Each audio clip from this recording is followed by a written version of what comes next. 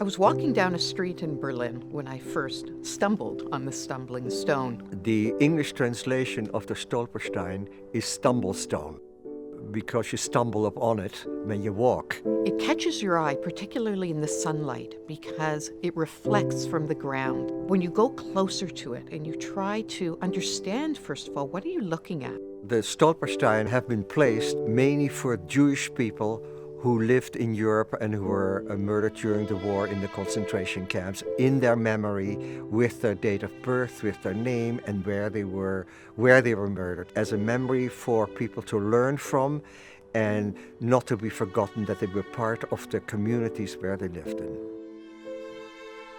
Liberation 75 is a global movement to commemorate this important anniversary of 75 years since the end of the Holocaust. The goal is to ensure that the memory of the Holocaust is not lost in the future. We're at such an important point in time. We're now 75 years later. We're losing all of our witnesses, the Holocaust survivors themselves, who continue to tell their stories. The Stumbling Stone exhibition is being showcased in Canada for the first time, sponsored by the German Consulate, Toronto.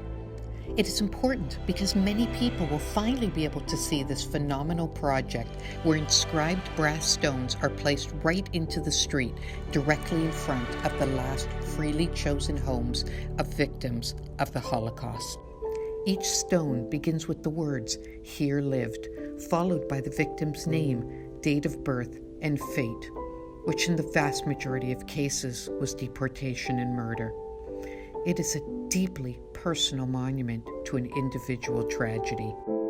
The Stolperstein, to me, represents a grave, because my parents were murdered in Sobibor, so there is absolutely no grave of my parents, but the Stolperstein is the first tangible object that you see that was of theirs. It reminds me of my family that was murdered in the Holocaust.